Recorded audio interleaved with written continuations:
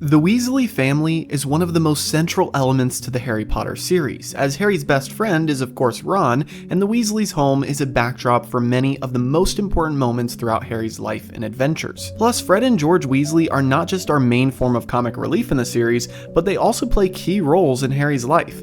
After all, without the Marauders map, where would Harry be? But all of that being said, something that always confused me in the movies is just how little time the Weasley family really gets on screen, especially during the Chamber of Secrets, which is the first time that Harry gets to visit a wizarding home, as he is taken to the Burrow before the school year starts. But his time at the Burrow isn't the only thing that is cut down, as Fred and George's sneakiest moment of the year perhaps is completely removed from the film, making Harry's escape from the Dursleys a quick minute, which ends in Uncle Vernon somehow coming away from a 12-foot drop completely unscathed. Needless to say, the book is jam-packed with extra bits of lore and essential moments of character building that we just don't get from the film adaptation. So in this video, let's dive into Harry's escape from the Dursleys and his first stay at the Burrow, and uncover every juicy bit of detail that the movie left out. My name is Gibby, and welcome to episode 18 of Movies vs. Manuscripts Harry Potter Edition. This is the show where I analyze the Harry Potter movies side by side with J.K. Rowling's original book series and find all the differences along the way. Today, we are continuing on to our second video in the Chamber of Secrets, which covers chapter 3 of the original book. What is only a few minutes in the movie is a compression of multiple weeks from the book. So buckle up and get ready to learn more about your favorite wizarding family and Harry's first stay at the Burrow. But first, shout out to this commenter from a previous episode. Each week I highlight one of my favorite comments, so leave your thoughts down below when you're done watching. Per usual, I'll cover all the changes across the four major categories of characters, timeline, location, and plot. But first, let's recap what happened during these two scenes of the movie. Picking up from where we left off last week, Uncle Vernon has just sealed off Harry in his room, and Ron and the twins have come to rescue him in their flying car. After Harry wakes up and sees them, they attach a rope to the bars on the window and pull them off, which causes a loud crash that wakes up the Dursleys. Harry then rushes to throw his luggage in the car, but after getting Hedwig inside, he is slightly too late to jump in himself, and Vernon grabs onto his ankle. Thankfully, the Weasley boys have a good hold of him, and they drive the car away, causing Mr. Dursley to get pulled through the broken window and fall into the bushes below. Harry and the boys then fly away, and we cut to them landing at the Weasleys' house, which we know as the Burrow. The four boys then slowly creep inside, try not to wake up their mother, and Harry takes in this odd home as it's the first wizarding house that he's ever been to. Suddenly, Mrs. Weasley comes down the stairs and shouts at the boys, but tells Harry that she knows it isn't his fault. After the boys get a stern talking to, we cut to breakfast and then see Ginny come down and then run off after realizing that Harry Potter is in her home. Then Mr. Weasley gets home and he talks about how he has had such a busy night at the Ministry. Ron fills Harry in on what his dad does, saying that he works in the Misuse of Muggle Artifacts office. After Arthur Weasley sits down, he realizes that they have a guest and is shocked to hear that it is Harry Potter. Mrs. Weasley tells him that the boys went and got Harry using the flying car, and Mr. Weasley asks them how it went, but then soon after a stern look from Mrs. Weasley, he reprimanded them for being irresponsible. Then, as he took a bite of his food, he asked Harry what exactly the function of a rubber duck is, as he must know all about Muggle items. And that is where we'll cut off for this week, as next week we'll get into Harry's trip to Diagon Alley. Alright, so we've got a bit to cover, as this is such a condensed version of what the book is. First, let's break down our character, timeline, and location changes. As for characters, we are missing three different things/people. First, the gnomes. I know that might not make much sense right now, but the gnomes are maybe my favorite part of this whole chapter, so I can't wait to talk about them in the plot changes. Second, we are missing Gilderoy Lockhart. That's right, we get a sneak peek of the soon-to-be Hogwarts professor right inside of the Weasleys' home. And lastly, our third missing character is Mundungus Fletcher. Although he isn't physically in the chapter, he is mentioned by name, and obviously if you're a Harry Potter fan, you know that name will come up quite a few more times in the coming years. Next, let's talk about timeline. Once again, we need to address Harry's birth date. In the movies, they shift it to be a lot closer to when the school year starts. My guess is August 31st. However, in the books, Harry's birthday is July 31st, which means that since Ron and the twins rescue him on August 3rd, he stays at the Weasleys for nearly a month. In the plot changes, we'll talk more about the events that transpire during these weeks before the Hogwarts Express departs on September 1st. But in the movie, Harry gets rescued, eats breakfast, and then that same day goes to Diagon Alley for school supplies. This rapid pacing makes us think that when they cut to King's Cross, it's only a day or two after. So just like in the first movie, that makes me believe that they place Harry's birthday right before September 1st for the films. Lastly, in the case of location, there's not a major change. However, the Weasley's burrow is a central location for this chapter, so much so that the chapter is literally called The Burrow. But in the movie, they only show a small portion of this home. In the book, as we'll soon discuss, we get to see multiple parts like Ron's room, the garden, and more, so I'm not even sure if I can call this a change, but I figure it's worth mentioning that the book goes into more areas of the Weasley's home than just the kitchen and dining room. Now, before we get into the plot changes, I just want to give my weekly disclaimer that I can't go into every word spoken, as that would take forever. So if you're looking to experience the wizarding world yourself in a whole new way, I want to encourage you to check out the audiobooks. On Audible, there are multiple narrators you can choose from, and by using my link in the description, you can get a free trial which comes with one free book, so check that out when you're done watching. Alright, let's jump into the plot changes. Once again, this chapter picks up right from where the previous one left off, as last week we ended on a cliffhanger with Harry waking up in the night to a flying car. The first change for these scenes is actually an important one for the narrative. Did you ever wonder why Ron and the twins came to rescue Harry? Perhaps you assumed that Ron simply was suspicious of why Harry wasn't writing. Well, although that is the movie's take on things, the book actually gives a more believable reason for this, which is that Mr. Weasley heard of Harry's warning from the Ministry about his misuse of magic in front of Muggles. Here's what happens in the book. As Ron and the twins pull up to the window, Ron talks to Harry and asks what's going on. He tells Harry that he's written at least a dozen times asking for Harry to come stay with them, and then suddenly his dad came home saying that Harry got an official warning from the Ministry.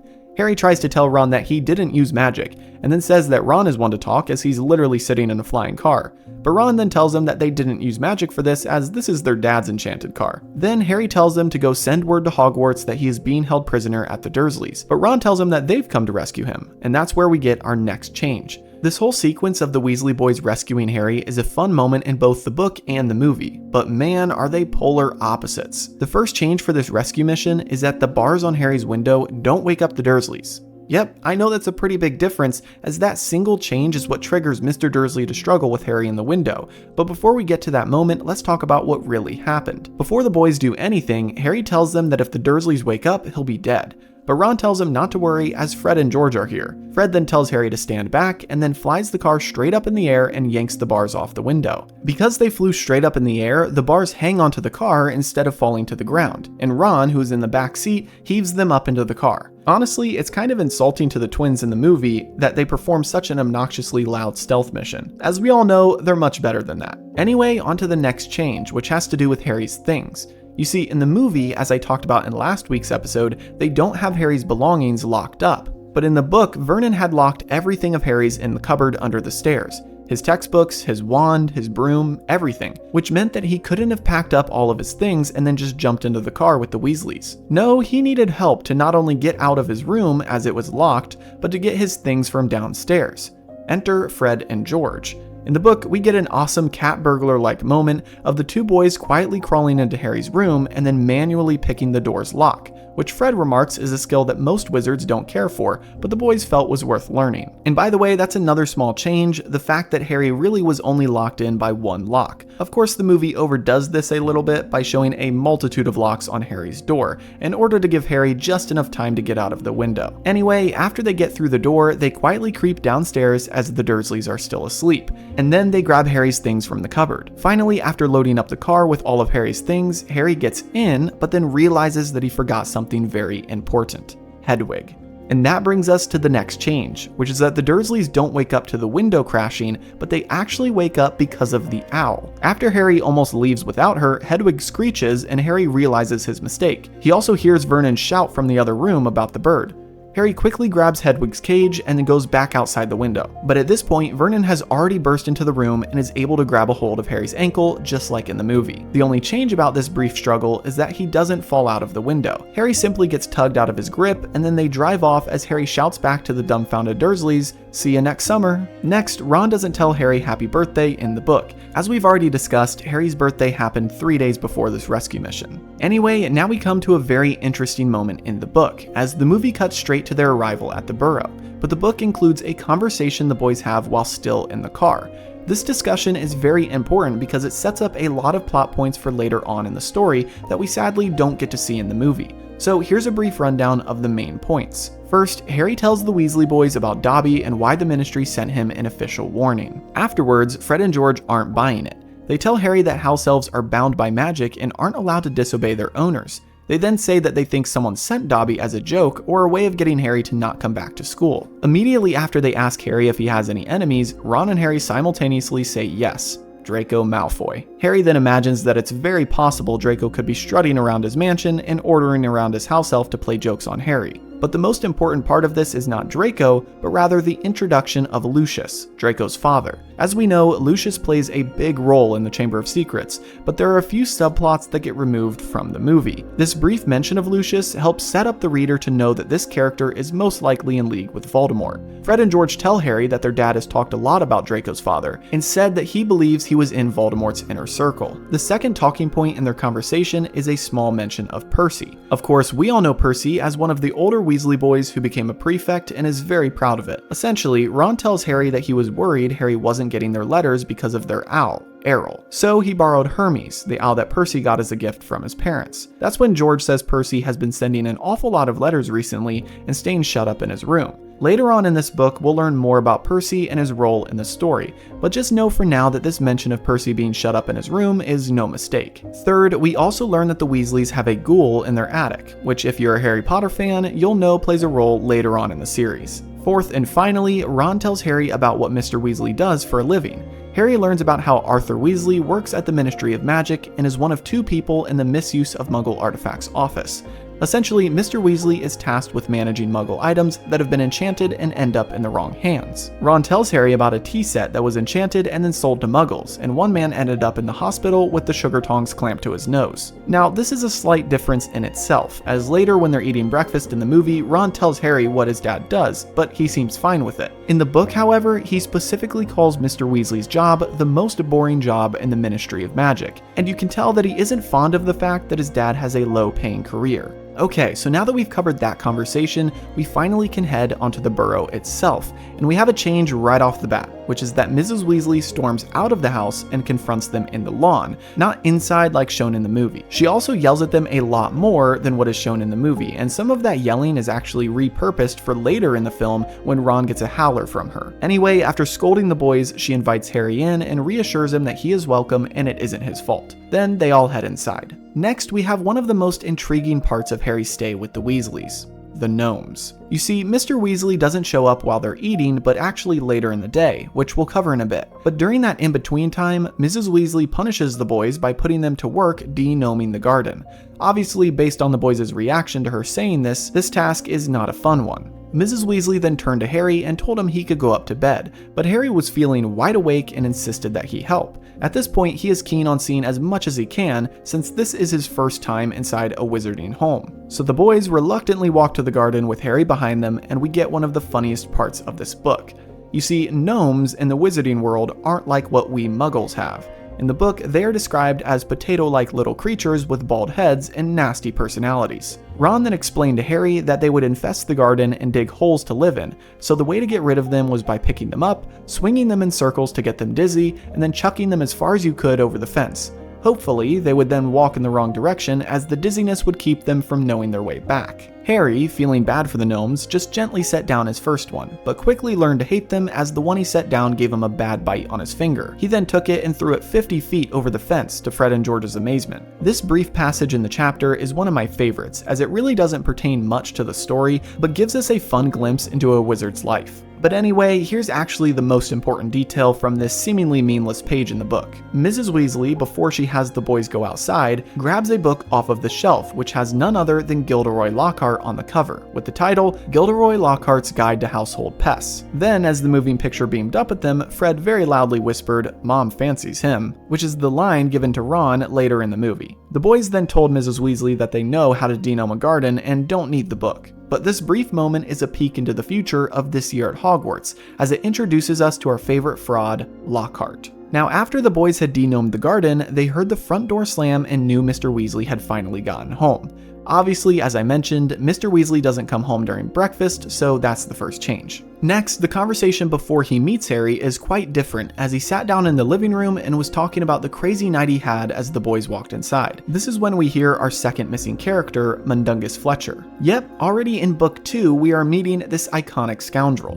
Mr. Weasley talks about how he had 9 raids and how Mundungus tried to put a hex on him when he had his back turned. Fred then perked up and asked him if he found anything, and sadly Mr. Weasley said he only got a few shrinking keys and a biting kettle. Also, since Harry has already learned of Arthur Weasley and his job, he doesn't ask about what a raid is like they show in the movie. But now we come to the main difference in this conversation, which is Mrs. Weasley confronting her husband. As he continued to talk about all the Muggle items that wizards had enchanted, Mrs. Weasley spoke up and remarked, like a car for instance? Then Mr. Weasley went silent, and Mrs. Weasley continued about how ridiculous it would be for someone to buy a car and lie to their wife while they were enchanting it the whole time. Mr. Weasley then, well aware of what was happening, said that he should have told her about the enchanted car, but it isn't against the law as long as the wizard doesn't have intentions of driving it. Mrs. Weasley then said, "You made sure there was a loophole when you wrote that law." I found that line very funny, as I wasn't aware, based on the movie, that Mr. Weasley actually made the laws in regard to misuse of Muggle artifacts. Anyway, after this remark, she then told Mr. Weasley what happened, and we have a similar moment like in the movie of Arthur wanting to know how it went, but then reprimanding the boys after getting a glare from his wife. Finally, the last change in this chapter is the omission of Ron's room. After all, Harry would be staying with them for weeks, so Ron took Harry to his room and showed him around.